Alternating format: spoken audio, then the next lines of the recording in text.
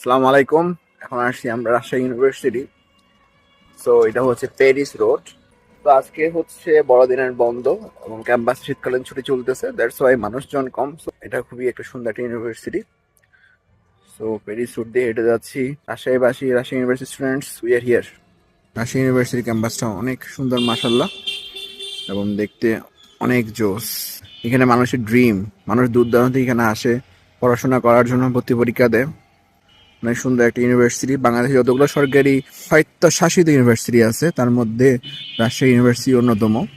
Dhaka university, Chittagong university, তারপর হচ্ছে Rajshahi university. তো আমি চট্টগ্রাম ইউনিভার্সিটি স্টুডেন্ট, কিন্তু রাজশাহী ইউনিভার্সিটি কিন্তু কম সুন্দর না, মাশাল্লাহ।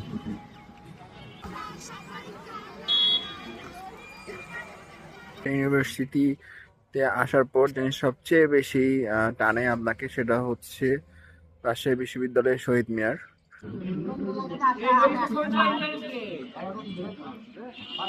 এখন আমি আসলাম বৌদ্ধভূমিতে।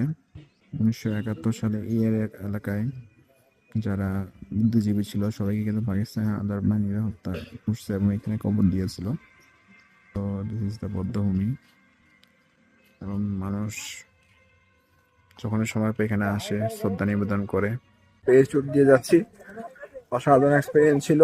যতটুকু সম্ভব কম সময়ের মধ্যে যা যা ঘোরার দেখে নিলাম।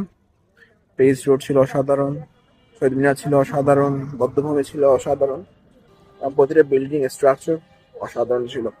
One of the oldest universities in Bangladesh. তো সবাই যারা যারা ইউনিভার্সিটি দেখেন নাই, অবশ্যই ঘুরতে আসা উচিত।